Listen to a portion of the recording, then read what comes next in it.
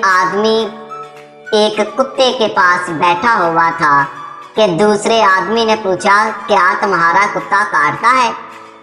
आदमी ने जवाब दिया, नहीं।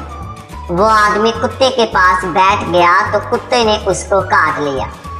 आदमी, तुम तो कहते थे कि तुम्हारा कुत्ता नहीं काटता।